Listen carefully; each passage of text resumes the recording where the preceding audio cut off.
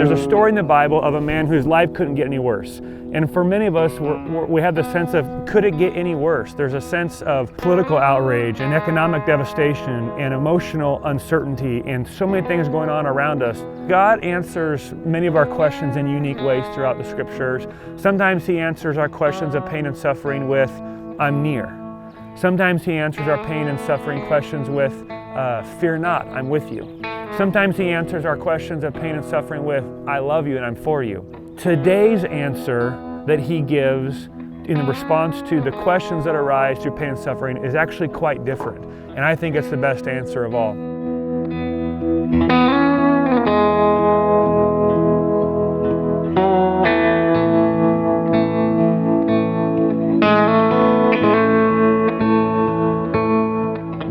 We are out here, if you can't tell, on the beautiful, the mighty Columbia River. And for those of you who are already commenting in the thread about my sunglasses, if I took them off, I'd be blinded. It is so bright out here. So I know that's going to annoy some of you. Hang in there. I'm sure you'll get used to it momentarily. And my eyes aren't that great to look at anyways. What I want to do is I want to start at the beginning of a book. And I want to, in one sitting, see if I can teach you an entire book. And the book is the book of Job. And so if you have your Bible, and I hope you do, you can turn to the book of Job. You must be thinking, oh my goodness, things must be really bad because we're in the book of Job. That's exactly right. When life gets hard and suffering rises and trials come into our life, the book of Job is a profoundly comforting book because the book of Job is a profound, intimate human picture of extraordinary suffering. So when you and I ask the question, could things get any worse? We can go to the book of Job and go, oh, yeah, I guess they can. And then when you and I have questions about where is God in my suffering and where is God in trials, the answer that God gives Job, I think, is so helpful and instructive for us in this time when you and I are tempted to look around and think it could not get any worse, and where has God gone? And so we're going to start in the book of Job, the shattering anguish to set up the story, the chattering fools, and the stunning assurance. That's kind of how we'll look at the book in the macro picture. Now let's dive into the actual picture itself. Chapter 1, verse 1, and we're going to start from the beginning so we have the whole picture in front of us.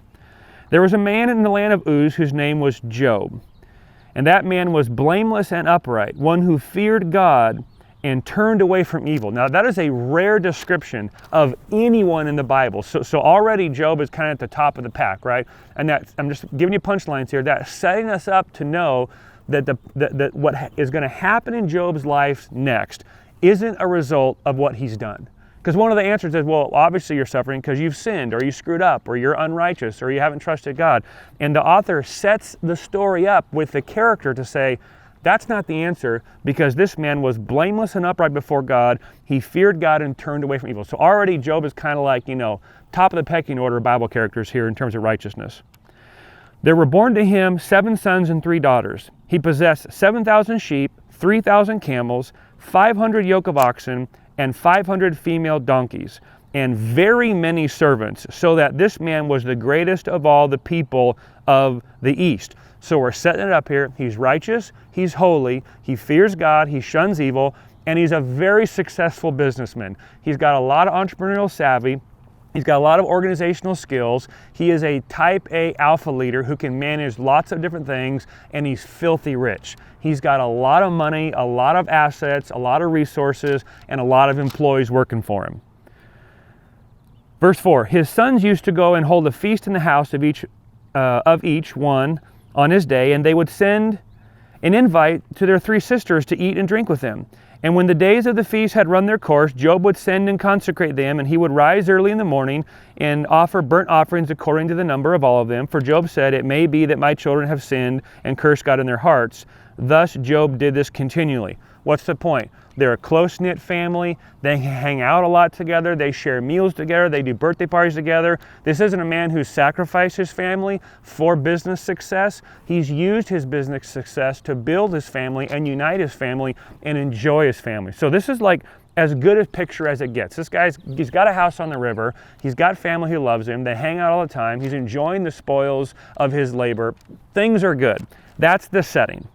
Now, we're going to go to a different part of the story, and this takes place in heaven. So the book of Job kind of like pulls back the curtain between earth and between heaven. Chapter 1, verse 6. Now there was a day when the sons of God, or angels, came to present themselves to the Lord, and Satan also came with them. The Lord said to Satan, "From where have you come?" Satan answered the Lord and said, "From going to and fro on the earth, and from walking up and down on it." And the Lord said to Satan, "Have you considered my servant Job, that there is none like him on the earth, blameless and upright of man, who fears God and turns away from evil?" Then Satan answered the Lord and said, "Does Job fear God for no reason? Have you not put a hedge around him and his house and all that he has on every side? You have blessed the work of his hands, and his possessions have increased in the land. But stretch out your hand and touch all that he has, and he will curse you to your face." Now this is what's so important. Here's what's on trial. We think the book of Job is about the character of Job being on trial, when in reality the book of Job is about the nature and character of God being put on trial. What Satan is saying is, Job's worshiping you because of the stuff you've given him. Job's not worshiping you because of who you are in and of yourself. And what God's going to say is, no, I'm worthy to be worshiped, whether or not I bless you, whether or not you've got this stuff, because I am who I am worthy of worship, whether or not you're currently experiencing external, short-term, temporal blessing. So don't make a mistake that thinking it's Job who's on trial here. Satan is putting none other than God himself on trial and saying, you wouldn't be worth worshiping if you didn't give him all the toys that he has. And he'd prove it by, if I take it away, he'd turn and spit on you like a dog. That's what's happening. Verse 12, and the Lord said to Satan, "Behold, all that Job has is now in your hands. Only against him do not stretch out your hand." So Satan went out from the presence of the Lord. I want you to make sure you understand this. Whatever happens next, Satan is not the primary cause. Because what you're going to need to see in the book of Job is that Job never comforts himself by looking to secondary causes. Job will always comfort himself by looking at primary causes. And whatever evil happens next has not happened because God is out of control. It's happened precisely because God is in control of all things, which, friends, mean that there is nothing that comes at you or I in any given moment of any given day that has not been sifted through the sovereign, ruling, caring, loving hands of God. And that can be really hard for you and I to understand sometimes when we look at what's happening in our life, whether we're a single mom or whether we're someone who's lost a job or lost a business, and go, how could this come from the hands of a loving God? And what we're going to see is that there is more going on than meets the eye, and God is always ruling over all of life, and He's always working for the good of His children. And we need to have that firmly in our minds when we move to the next setting, because it's quite stunning. Verse 13. Now there was a day when his sons and daughters, this is Job, were eating and drinking wine in their oldest brother's house. And there came a messenger to Job. So get the setting. All of Job's kids, their spouses, grandkids, nieces, nephews, cousins, they're all eating dinner at one of his mansions on his property. He's at a different location, and things are about to take a turn for the worst. And this is what's so wild about this story, is you and I have felt like we have lost so much in these last 7 weeks. And in many ways we have. We've lost constitutional freedoms that we've enjoyed forever and are now feeling constrained by. We've lost jobs. We've lost the ability to control our own destiny by working hard and earning a wage and providing for ourselves food and drink and provisions. We've lost the ability to go to school. We've lost graduations. We've lost weddings. We've lost the ability to mourn with those loved ones who've died. I talked with a dear brother this week whose son is in the hospital on basically life support, dying, and he can't go be with him. His grown son is dying and he can't be with him. So we can begin to feel like, could it get any worse? Could we lose anything more? Friends, listen to what Job loses in a matter of moments. Verse 14, and there came a messenger to Job and said, the oxen were plowing and the donkeys feeding beside them, and the Sabeans fell upon them and took them and struck down the servants with the edge of the sword, and I alone have escaped to tell you. Now, what just happened?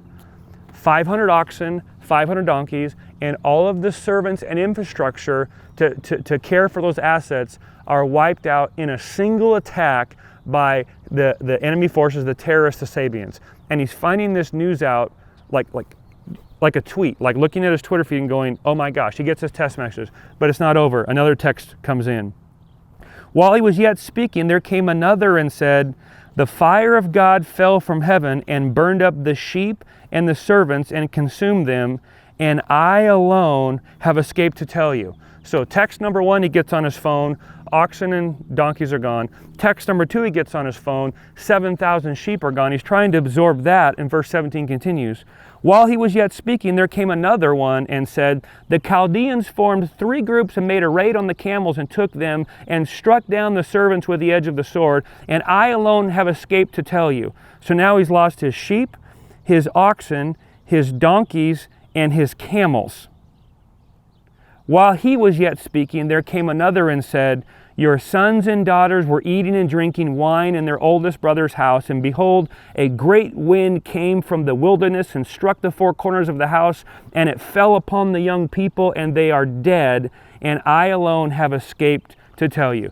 Friends, we cannot miss what Job just lost there in a matter of a few moments, not incrementally over 7 weeks, in a matter of a few moments, like getting texts on your phone, boom, all of your ox gone, boom, all of your donkeys gone, boom, all of your sheep gone, boom, all of your camels gone. And these aren't like things he rides on for fun. This is his life's work. This is his business. This is his company.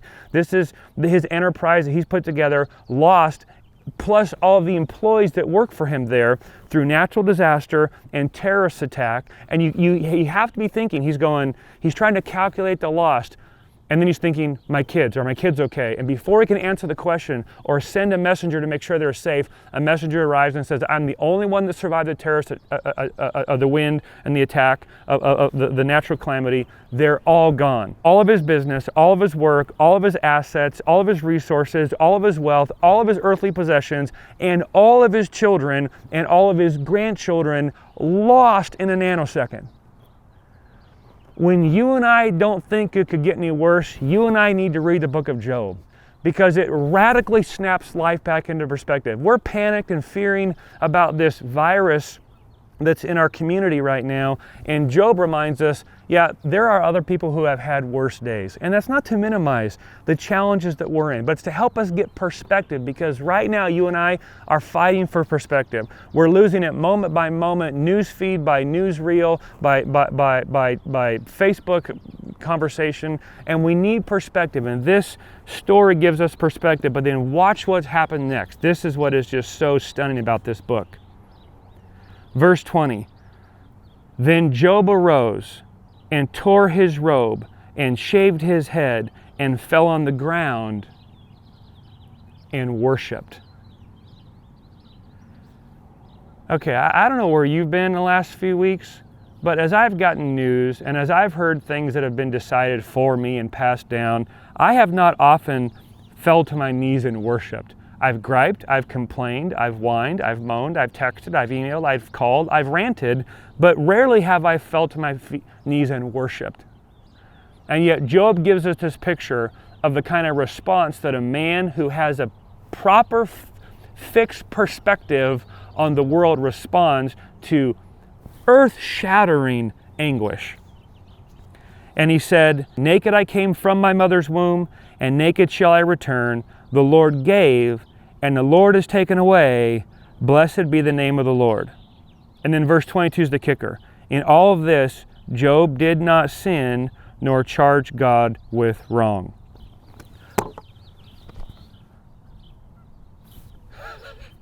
That's mind-blowing. I mean, there's so much more of my sermon to get to, but I feel like we almost just got to stop right there and go, wow. The Lord gives, and the Lord takes away. Blessed be the name of the Lord. That's the heart posture of someone who has an eternal perspective on temporal circumstances, believing that there is one who is in control, overseeing all things. And I just want to encourage you today, friend. I don't know where you're at. I know for a fact there are many, if not most of you, that are in much harder situations than I found myself in. And you maybe have been asking questions about suffering and trials and the sovereignty of God and Why does a good God allow bad things to happen to good people? And of course, there are all sorts of false presumptions in that question itself. But when we face trial and suffering, questions arise. And one of the things I want you to see and hear and feel this morning is that God isn't afraid of our questions, and that the Bible doesn't shy away from hard situations. We keep using the phrase unprecedented. My goodness, I've said it 1,000 times. This is not unprecedented. This is not the first time God's overseen suffering. This has happened before. And what God is saying, He's going to say to us here in a few moments, is that He has an answer for the biggest questions that we could conjure up. And His answer is quite stunning. But we're not at the bottom of the pile yet. We got to keep going. Because remember our question, could life get any worse? Well, the answer to that has not yet fully come for Job. Look at chapter 2. Again, there was a day when the sons of God came to present themselves, that's angels, before the Lord. And Satan also came among them to present himself before the Lord. And the Lord said to Satan, "From where have you come?" Satan answered the Lord and said, "From going to and fro on the earth, and from walking up and down it." And the Lord said to Satan, "Have you considered my servant Job? See, you challenged me, Satan. You put me on trial and said, I bet your character will be found lacking if I strip all of Job's blessings away because he's worshiping you for what you can give him, not for who you are." And God says, okay, test him. In allowing Satan to test Job, what's actually being revealed is the nature and the character of God Himself. The test isn't over. "Have you considered my servant Job? There's none like him on the earth, a blameless and upright man who fears God and turns away from evil. He still holds fast his integrity, although you incited me against him to destroy him without reason." Then Satan answered the Lord and said, "Skin for skin. All that a man has he will give for his life. But stretch out your hand and touch his bone and flesh, and he will curse you to your face." He's still challenging God's nature and character. He's still saying, well, you haven't really put Job to the test yet, because as soon as you touch him, he will find you unworthy of worship if he loses his own personal health. And the Lord said to Satan, "Behold, he is in your hands. Only spare his life."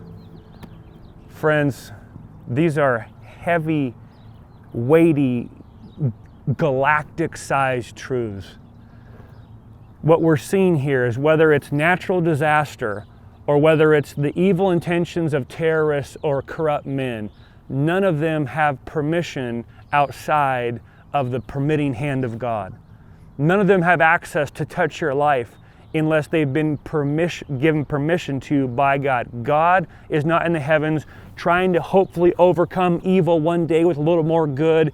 God is up in heaven ruling and reigning perfectly over the earth. And if trials and if suffering comes into your life, secondary causes may be evil men. Secondary causes may be natural disasters we had no control over. But friends, let us not comfort ourselves with that. Let us look to the primary cause, that is God, who is the cause behind all causes and who is ruling and reigning perfectly, and we can trust has perfect intentions in a complex universe that our simple minds may not yet be able to fully comprehend, see, or understand this side of eternity. But just because we cannot see purposes does not mean there are no purposes. I just want to encourage you to consider the perspective of life that the book of Job gives us, that there is no rebel atom outside the good, sovereign, ruling hand of God. And we're going to see it here in this story. Verse 7.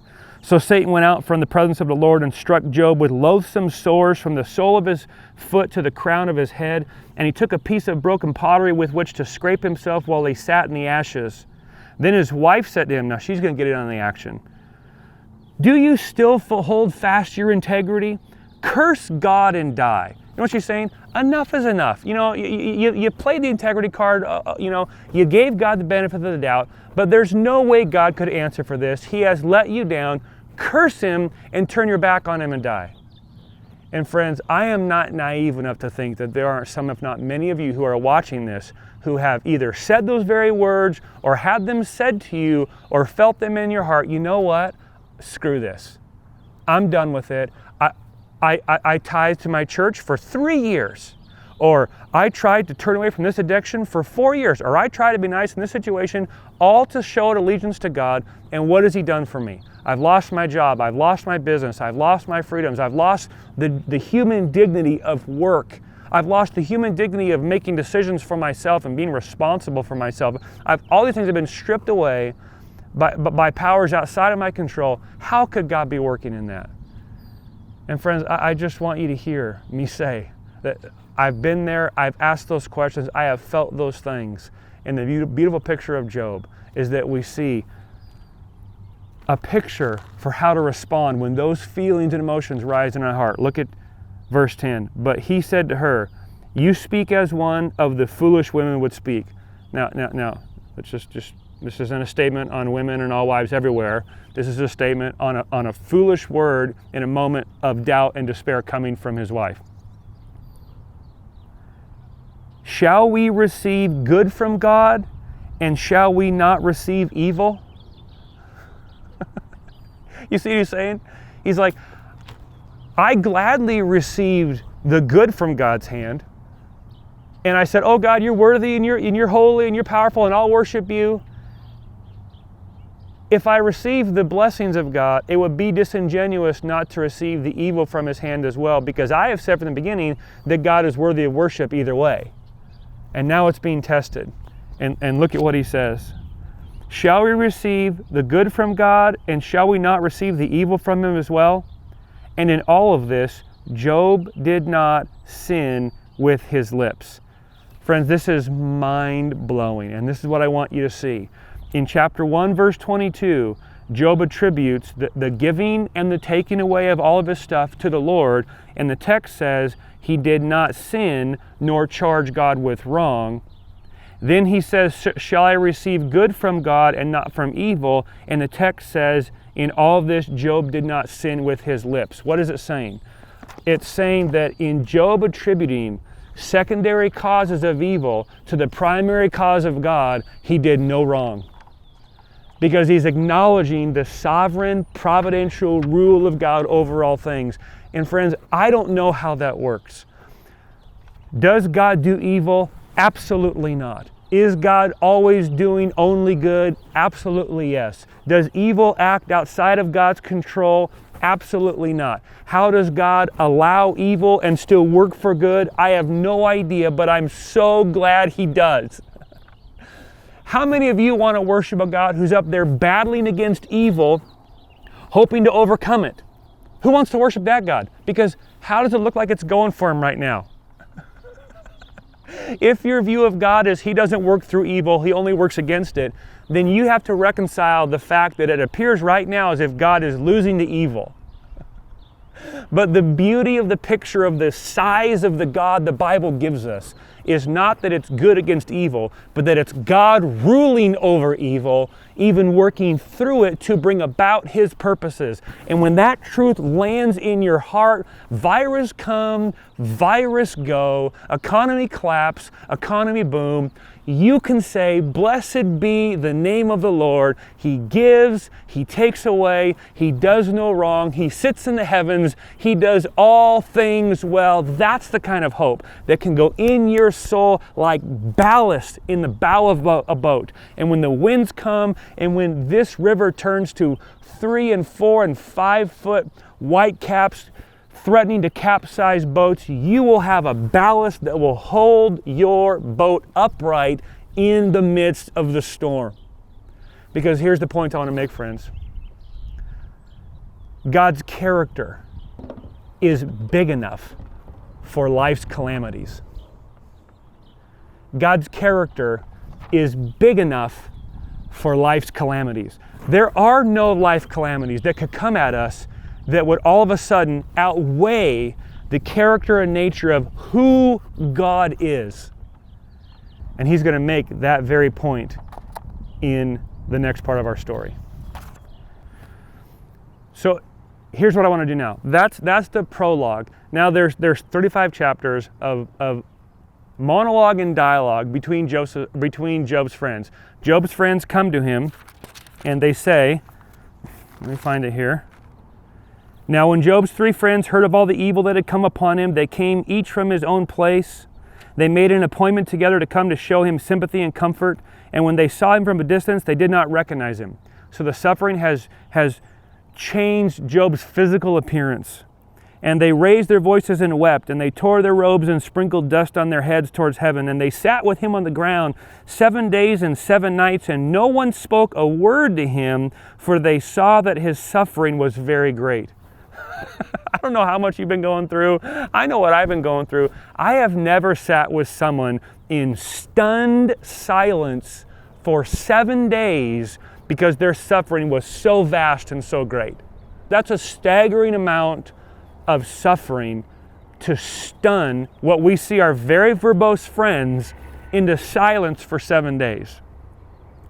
At the end of 7 days, Job opens up his mouth and he begins the monologue, dialogue portion of the book of Job by cursing the day he was born. Have you ever cursed the day you were born? I wished I'd never been born. That's a suicidal thought. I wished I wasn't here right now. And that's where Job's at. Job is suicidally depressed. Even though he's acknowledging God's sovereignty, it does not remove the impact, the very real impact on his mental, psychological, physiological, spiritual being, that life is harder than I think I can deal with. I wished I would have not have even been born. And that's where it goes. Now we're skipping over 35 chapters here, okay? And mostly because it's long and we don't have time and I'm over time already, and there's a lot of confusing theology in there because they mix a lot of truths with a lot of falsehoods, and you got to weed a lot of it out. But here's what we're going to get. God is silent for 37 chapters. And if you read it left to right, you just begin to think, where is God? It's a literary tool to pull out a life reality that you and I experience all the time. 2 chapters of horrible life, followed by 35 chapters of lousy pontification, trying to figure out and answer why. Where is God? Because God isn't always daily whispering in our ear, oh, by the way, I'm doing this, tomorrow I'm going to do this, next Saturday I'll do that, hey, watch for this in the news, I'm going to drop this, it's all going to be amazing. And God hasn't called me recently and said, hey, I'm thinking about doing this in Northeast Asia, and then moving these geopolitical pieces here, and then working on it. Like, what do you think? What's your thoughts, Josh? I can't even get my dog to sit for me half the time. God's not going to call me and ask how to run the world. And so for 35 chapters, there's these long-winded explanations and griping and complaining and, well, Job, you must have sinned, or you must not have repented enough, or you must not have given enough to the building project for your local church, or you must have not have raised your kids right, or you must have not X, Y, Z, A, B, C. And finally we get to the place where God speaks. And I wish we had the time. There's 4 chapters of God speaking, and it is just mind-blowing perspectives on who God is. And this is how he starts in. 35 chapters, silence. Then the Lord answered Job out of the whirlwind. We had Elijah, right? And he was in the cave, and when the storm came, and the earthquake came, and the fire came, and God wasn't in those. He was in the still small voice and the whisper, right? Today, God's in the whirlwind. He answered Job out of the whirlwind, and he said this, who is this that darkens the counsel of God by words without knowledge? Dress for action like a man. That's his way of saying, strap on your athletic support, pal, because I'm coming with some heat. And the heat is who I am. Dress for action like a man. I will question you, and you will answer me. Where were you when I laid the foundation of the earth? I wasn't there. We got 4 more chapters to go at questions like that. And everyone gets bigger and bigger. Where were you when God laid the foundations of the earth? You who can't get your dog to sit for you or come back to you or stop chewing on your furniture. You who can't find your iPhone or lose your keys. You who can't keep your inbox cleaned out. This is all personal references for me here. You who get overwhelmed after 10 minutes on Facebook. Where were you when I laid the foundations of the earth? Now, if you're a builder, you know that the most critical part of the building is the foundation. If you get the foundation wrong, everything else goes wrong. So you're taking careful calculations and cross sections and measuring the footing so that when you build that, if it's off a fraction of an inch at the footing, it'll be a foot off up in the rafters. So you got to get the foundation. So meaning when God created all that we see behind me, those mountains, those valleys, those rocks, those trees, this canyon, the glaciers that maybe made this, the river, the snow, everything that it took to create the ecosystem behind me, those mountains with glorious snow behind me up by Mission Ridge. Woo, go Mission Ridge. God calculated the foundations that it took, the chemistry foundations, the biological foundations, the physics foundations, the astrological foundations it took to make this place. God calculated those out, and his answer to Job's philosophical questions about evil are, where were you when I did that? See, I'm going to give away the punchline because I'm so excited about it. God's answer to Job's philosophical questions about evil and suffering is this: I'm awesome. That's God's answer to Job's questions. Sometimes God's answer about our questions and suffering is, I love you. Sometimes God's answers to our questions of evil and suffering are, I'm with you. Sometimes God's answers to our questions of evil and suffering are, I'm for you. And sometimes God's answer to our question of evil and suffering is, I am. God's answer, friend, to your why me is an astounding, galactic size, mind-blowing, I am. He's not getting down the weeds of trying to explain what he's doing. He's just taking us up to 30,000 feet and saying, look around, and going, I did all of that. That's my answer to your question today. Your why me question is an I am answer. Where were you when I laid the foundations of the earth? And then he continues. I mean, that's just the first verse of 4 chapters. No wonder he said to buckle up.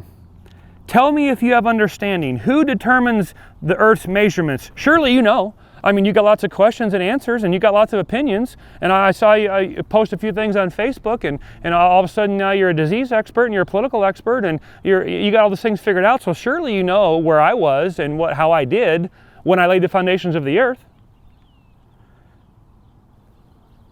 Who determined its measurements? Or who stretched the line upon it? On what were its bases sunk? Or who laid its cornerstone? When the morning stars sang together and all the sons of God shouted for joy. So he's giving us the mood of angels when he created the earth. He's saying, now they were there because I made them, and then I created the earth, and they were so stunned and overjoyed, they were roaring. This was standing ovation. This was, catching the corner of the end zone, and 70,000 people in the stadium rising to their feet. Their champion has won the day. That's what happened. That's what went down when I created the earth. And I'm just telling you because, oh, right, you weren't there. It reminded me of when we were in Disneyland last year. We had a family, grandpas and grandmas, aunts and uncles and cousins, and we all went down to Disneyland, once in a lifetime trip, and taking the kids there for the first time. And a dear friend of ours who's just good and gracious and kind and generous gave us tickets to eat at the Blue Bayou. And we got to eat there, and then what he didn't tell us was it included a night viewing the Fantasmic, I think it is, Fantasmic. And so we go out, and there's like thousands of people there, and he's like, follow me. And he walks through one rope gate, and then another rope gate, and then another rope gate, and he walks us right down to the edge of the water where if you've been to Disneyland, the Mark Twain boat comes by there, and we're sitting down there, and we got a spot cornered off for us, and we're there, and there's seats for all of our kids and family, and we look up, and we are front and center of the show starting. And there are thousands and thousands and thousands of people who've been sitting on the concrete for hours, quite frankly, while we were eating dinner in the Blue Bayou. And we walk past all of them right front, and we got no idea what to expect. And all of a sudden, boom, lights go down. And if you've been there, just world-class sound engineers and speakers everywhere, and the music, dun dun dun dun dun dun dun dun, bum bum bum bum bum bum bum. And you're like, I love Mickey Mouse. And Mickey Mouse comes out, and he's directing the whole thing, and he's creating these lands over here and creating these characters over here, and the music is amazing, and the light show, and the water's exploding, and the colors, and it's just almost more than you can take in. And at the very end of this, 15-20 minute show, Mickey Mouse is up there, and he's directing all these things, and then the Mark Twain boat comes around right, you can reach out and touch the thing, and on this boat are all of the characters that have come from Mickey Mouse. I mean, Mickey Mouse has created all of these crazy stories and characters, and they're coming by you and they're on display and the music is going and pirates are swinging and you're just in total awe. And I looked over and I videoed the thing, and I looked over and I captured a picture of the face of my boy while he's watching this incredible man-made display of creativity, innovation, and art take place. And he's just totally captured, like any 7-year-old would be captured by such an amazing display of creativity and art. And the look on his face was just like, I can hardly believe the world that Mickey Mouse created. And that picture is capturing this moment where God's saying, the sons of the Lord, the angels of God came around, and when I showed them in a phantasmic kind of way what I created in all of the earth, they rose to their feet with the joy of a child and were like, oh man, do that again. That was awesome. And that moment of that phantasmic experience took me back to this passage in Job. And in many ways, that's what God is longing for us, His children, right now. He's wanting us to say, you know, I know life is hard right now, but remember what I did. This river is here because God made the rain. This river is here because God sent the snow to the mountains that eventually melted into creeks and then rivers, and then this river, and check out these stats. This river right behind me will dump 62.5 trillion gallons of water a year into the ocean, or 171 billion gallons a day, or 2 million gallons a second. Now let's just do this real quick here, okay? This is a gallon, and this is the river. And I'm filling it up, and there it's full. Well, it's 3/4 full. This is 1 gallon of water. Let's pretend it's full for the sake of the illustration. This is 1 gallon of water. God's answer to your and my question about where are you in suffering, and where are you when the coronavirus struck, and where are you when the government said I had to stay home and couldn't work for a living, and where are you when my rights were taken away, and where are you when I experienced pain and suffering in ways I had no measurement or reference point before? Where were you? And God's answer to us is, I made the rain. I sent the snow. I made mountains and rocks and trees and dolphins and orcas and fish and goats and ox and sheep and cattle and insects and grass and wood and things like the sky and concepts like shadows and light. I know where the shadows live at night. I know where the light comes from. When you whistle for your dog and he doesn't come, remember I whistle for the lightning and it answers my call. God sends the rain.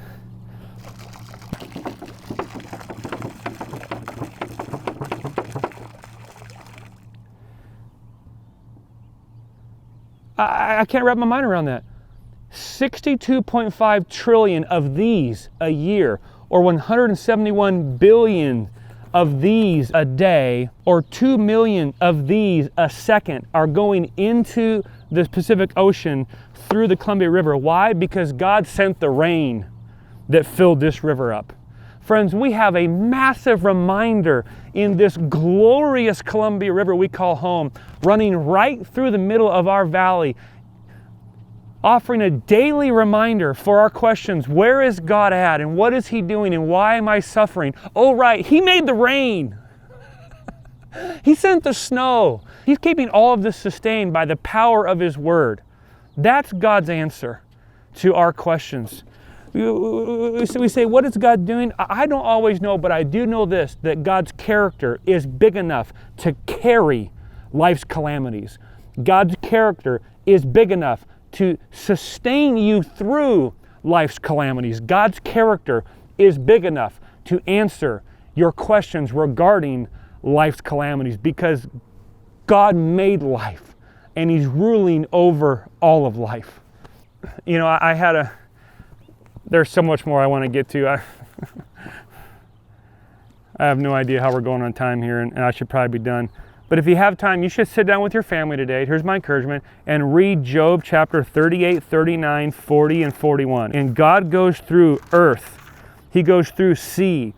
He says, remember the ocean? Yeah, I'm the one who said, waves, you go this far and no further. That's who God said he was. He talks about the dawn. Who's the one who tells the sun to come every morning? Oh yeah, right, that was me.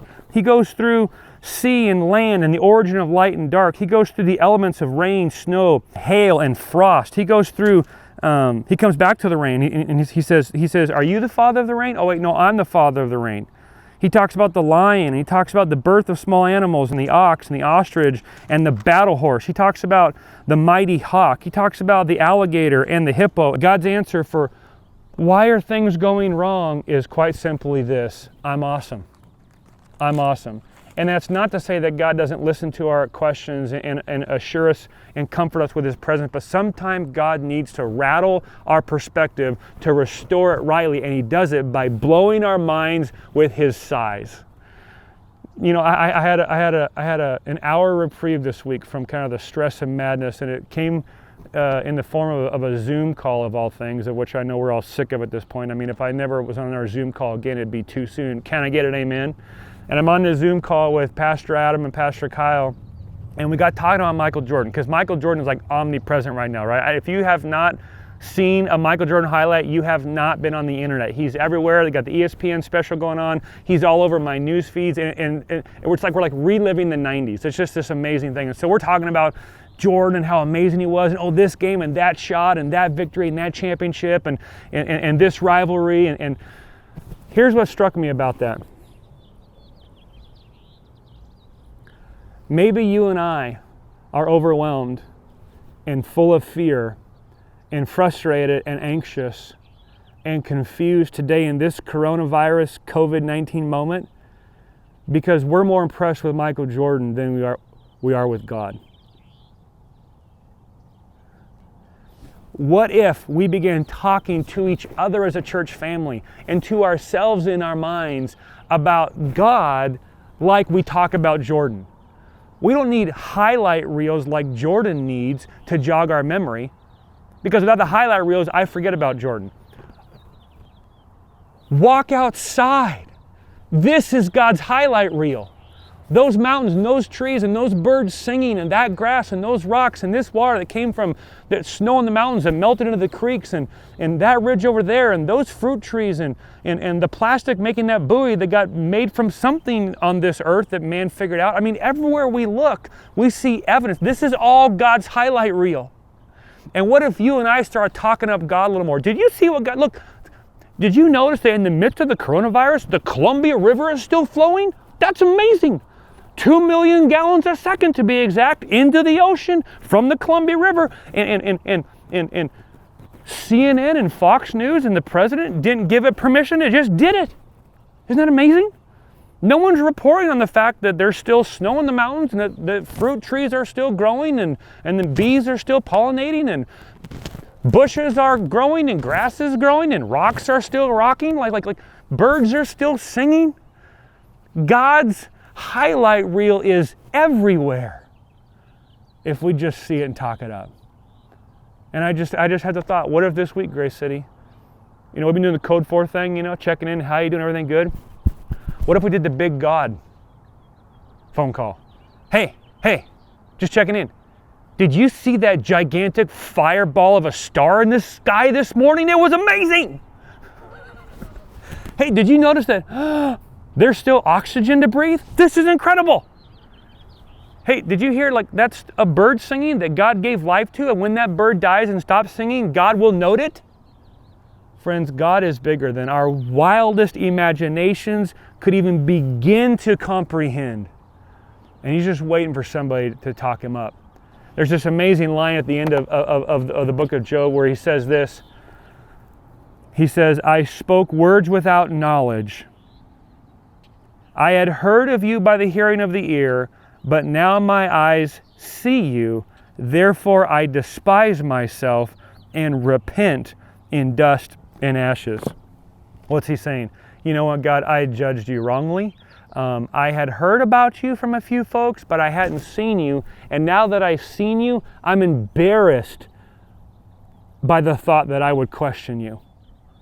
when I recognize and realize how sovereign and powerful and good and righteous and just and in control you are, and how small and finite and limited and unrighteous and unjust I am, Job's response wasn't just an apology.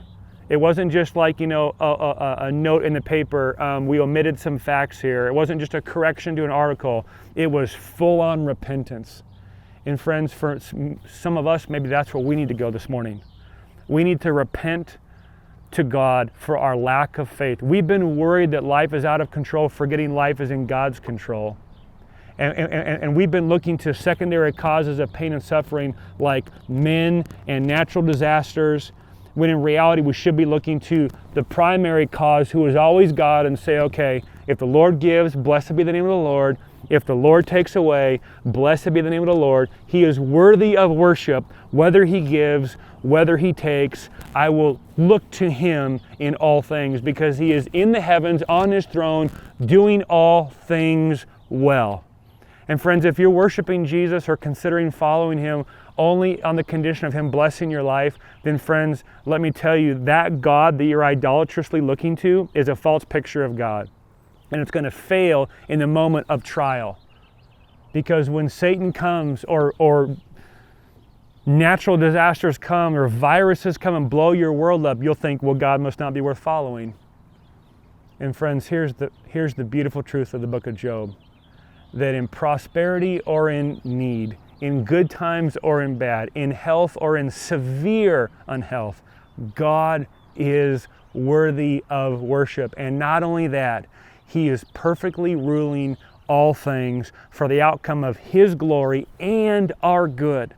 So many places in the Bible that repeatedly say God only and always does good.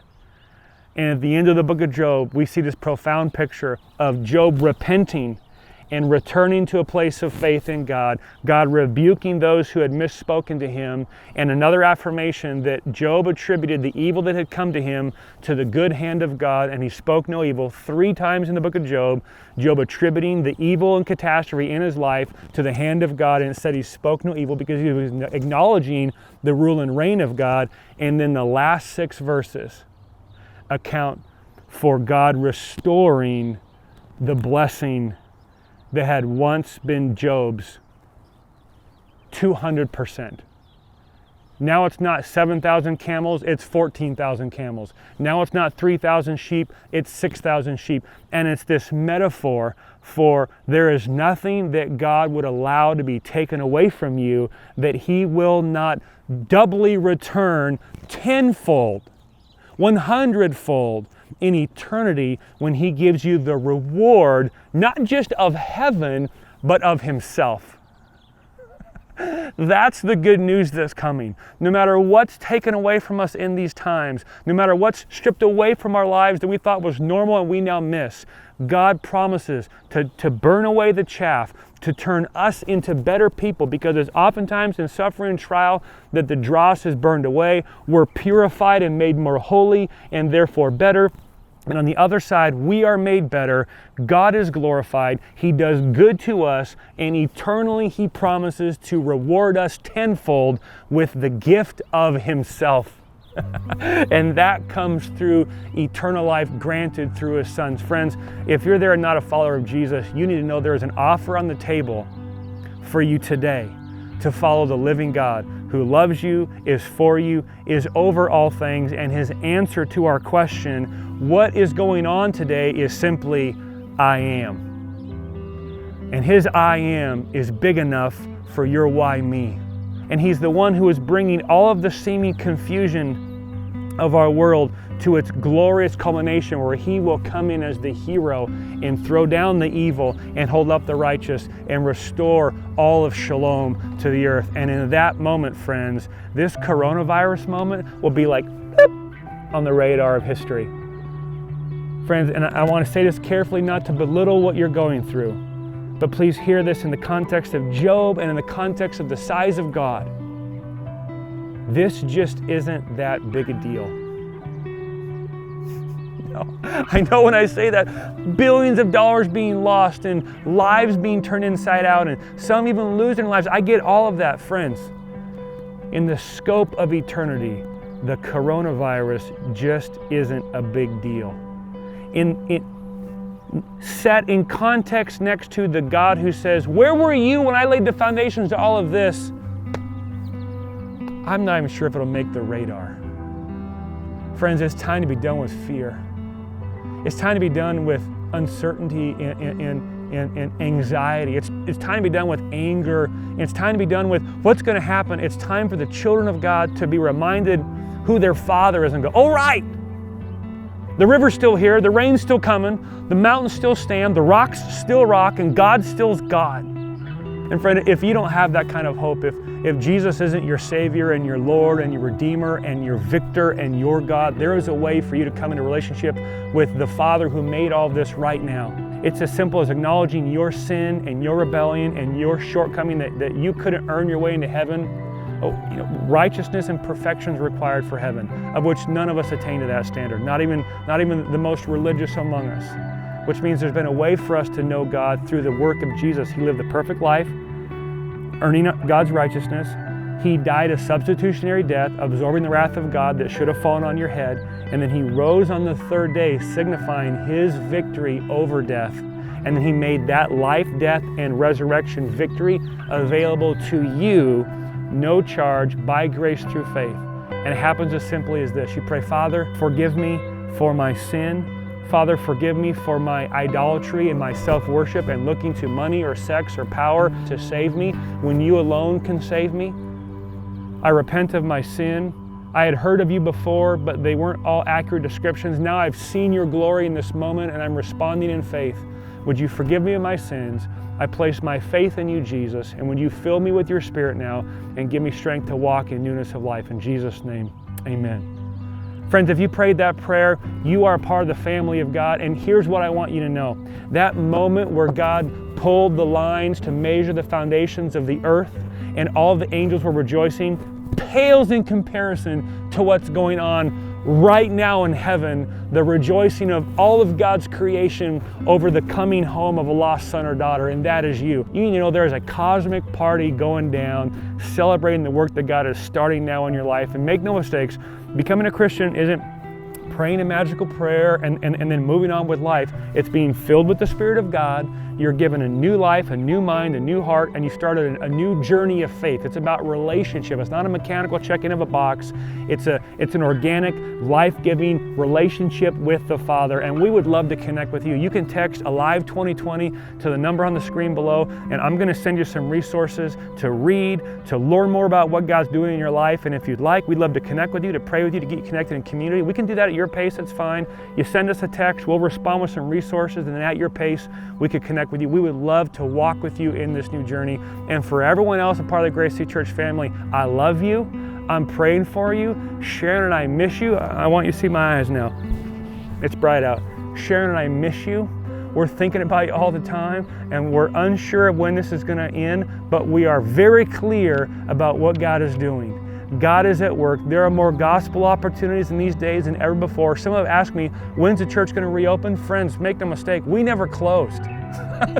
You don't close the Church of God. The Church of God is thriving, and Grace City Church is thriving all over the city and all over this region. We're loving people, caring for people, praying with people, walking with people. The church has never been more open in this moment. And Grace City, I love you. Sharon and I are with you and for you and praying for you. When we get to see you or text you or email you, it's always reminds us of how much I hate preaching to a camera, and I miss preaching to you.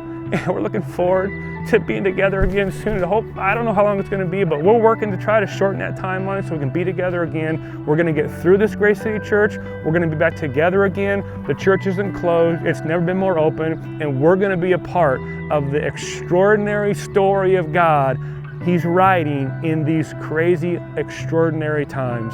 And it's an honor to walk with you through it. And I'm praying that this big God picture that Job gave us today will help put ballast in the boat of your life. So when the storms rage and the wind blows, the anchor will hold, the ballast will hold, the ship will stay upright, not because God gave us answers, but because God gave us Himself.